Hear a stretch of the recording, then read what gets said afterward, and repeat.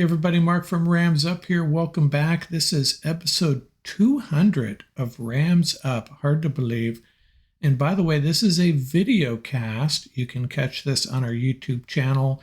Have some graphics to share with you as I walk through my 2023 Rams defensive roster locks. A follow-up to our episode last week. We did the offensive roster locks.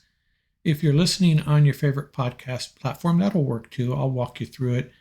And maybe bounce over to the YouTube channel when you're done. And hey, how about you subscribe to the channel? That'd be really helpful. Thanks a lot for that. Let's get into this. But first, I want to talk about a couple articles, Rams ruminations, stuff I stumbled across on the internet. First, I wanted to talk about Chad Reuter's article, NFL.com writer. I like his work.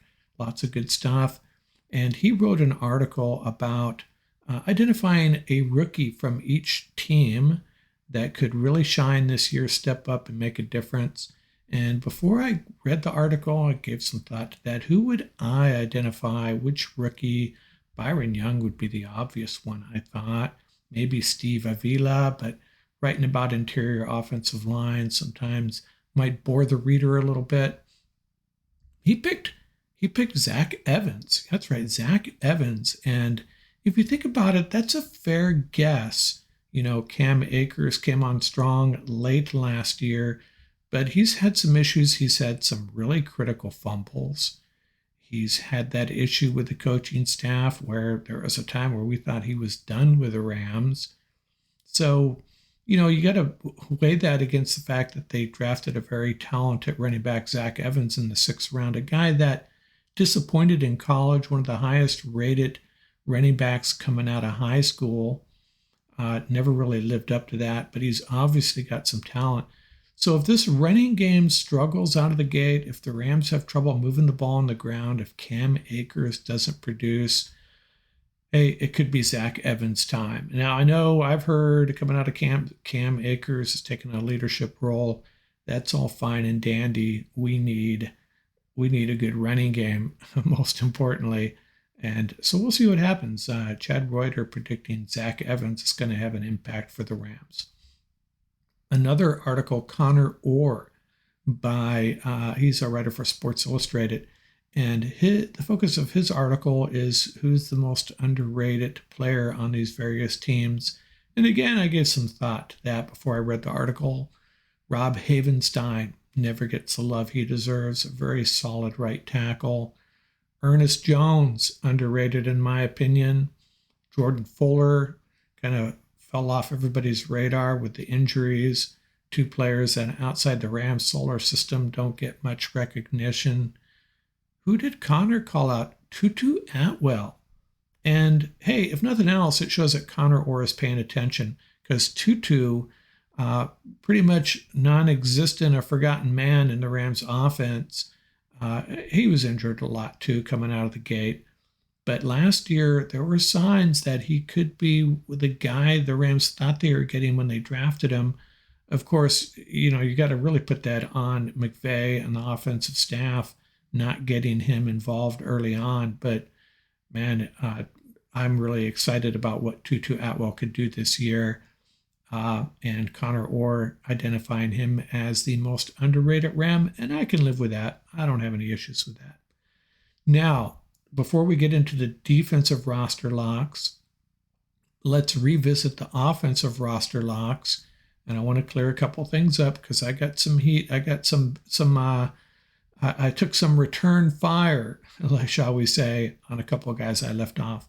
First thing we got to remember is that when I identify a guy as a roster lock, that's 100%. I'm 100% sure this guy is going to make the Rams 53-man roster. At least he's not going to get cut. I'm not talking about guys that could get hurt or traded. Can't predict that. But these are the guys that I'd bet a body part that they're going to make the 53-man roster. And even a couple of the guys I identified, I could be putting something at risk here, but I feel pretty good about the guys I identified and the guys I left off. I took some heat for, and who are the guys I took the most heat for? Well, Ben Skowronek, I left him off my roster locks. And it's funny, a year ago, Ben Skowronek, I wouldn't say he was a despised Ram player, but there were a lot of Ram fans that were not big supporters of Ben Skowronek's future on this team. He had a big a ball bounce off his hands in the Super Bowl, led to an interception. He dropped a ball in the end zone in another game. Great blocker. What is he really, though? He's a number 4 wide receiver at best at this point in his career. Great blocker. And the Rams bring on Tyler Johnson, Demarcus Robinson, Puka Nacua. They still have Lance McCutcheon. I don't think he's a real threat to supplant Ben Skowronek, but I know a lot of Ram fans love him. Van Jefferson's still there.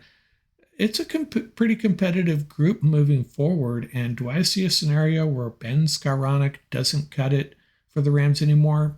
Very unlikely, but I'm saying there is a chance. There is a slight chance that Ben isn't on this 53-man roster. I wouldn't bet against him, but I'm not calling him a roster lock either. And the other guy is Logan Bruss. Took some heat for that as well.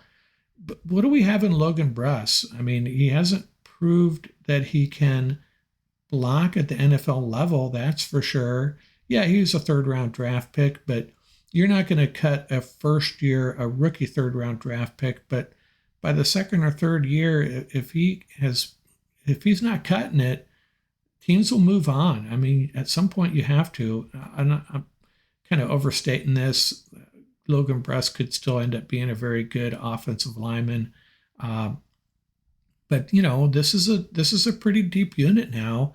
And the fact that they were trying Logan Bruss at right tackle during minicamp, I don't think that's necessarily a good sign. Maybe it is.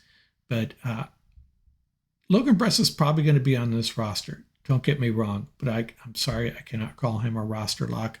I still will not do that.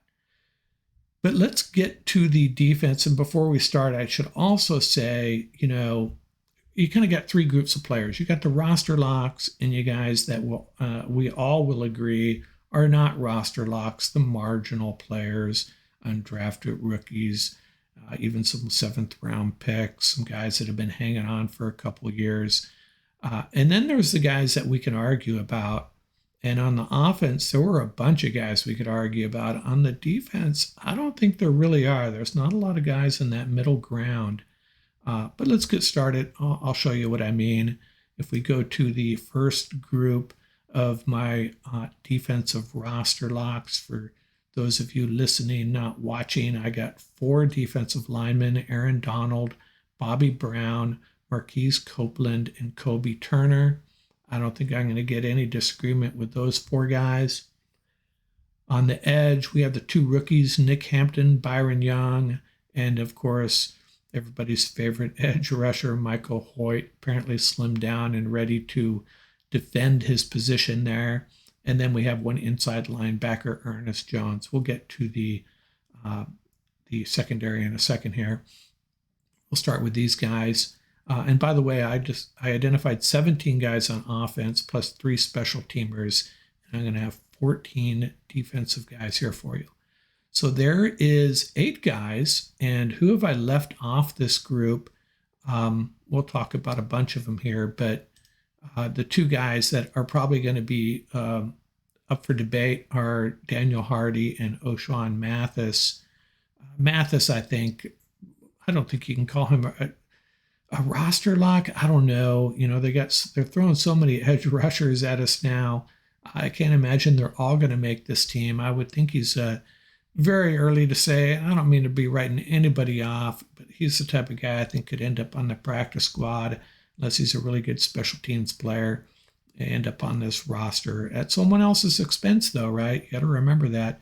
And Daniel Hardy, I have no clue what's going on with Daniel Hardy. I still don't know what we have. I know the Rams were not committing to let him play last year. Of course, he was hurt for much of the year. I heard he came to camp looking solid and ripped, but I just don't know enough about him. All I know is that supposedly the Rams still love him, but I can't call him a roster lock. And we'll talk about some other guys here. Oh, well, let's talk about some defensive linemen while we're here. Laurel Murchison, I like, not calling him a roster lock. Jonah Williams, Ernest Brown. None of these guys are roster locks. Who else? At the inside linebacker spot, you got guys like Jake Hummel, Christian Roseboom, and a few undrafted rookies. I think Hummel and Roseboom are certainly in the driver's seat, but hey, it's going to be really competitive. Who's going to play alongside Ernest Jones? Who's going to back those guys up? It's wide open. And aside from Jones, I think he's the only inside linebacker, that's a lock to make this team. Let's look at the secondary, and I'm going to have 6 guys on the secondary that we'll talk about that are I'm considering locks: Kobe Durant, Darion Kendrick, THT, that's Hodges Tomlinson. From henceforth, he will be THT on my podcast. As much as I struggle with names, I think you all understand why it is THT. He will make this team. And then the 3 safeties: Jordan Fuller, Russ Yeast, Quentin Lake. Now, there are a bunch of guys that are going to be fighting for remaining spots. How many guys in the secondary are they going to carry?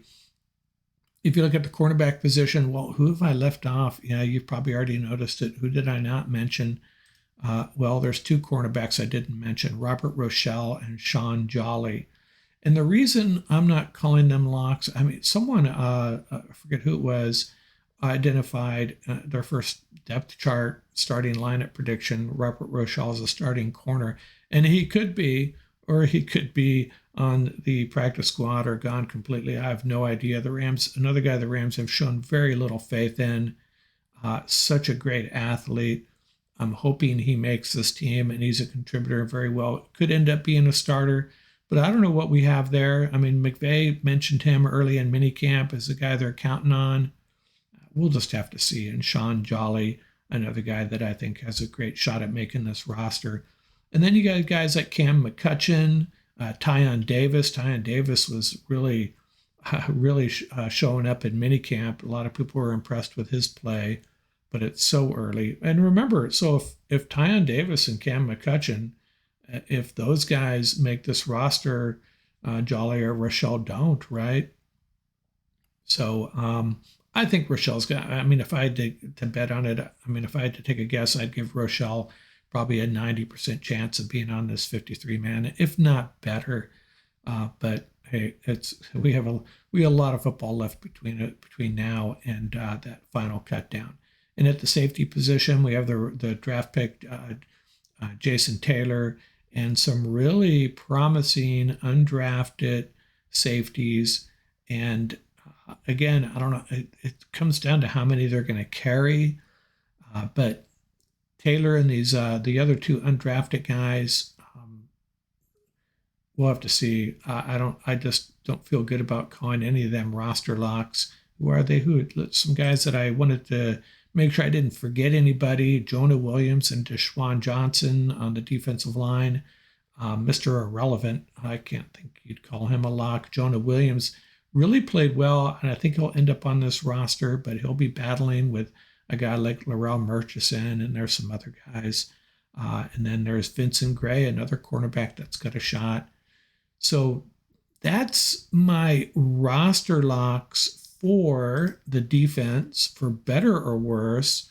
And I have a feeling I'm going to get some darts thrown at me over this, and I welcome that. The 53-man roster, I will get to that in another day, another episode coming up here pretty soon. I would hope to do that in the next week or 2. I have my second shot at a 53-man roster. It's very difficult. I'm going to give it my best shot, though, and we'll see how it goes. Look for that next Monday. Next Monday's drop, I will hope to have my 53-man roster.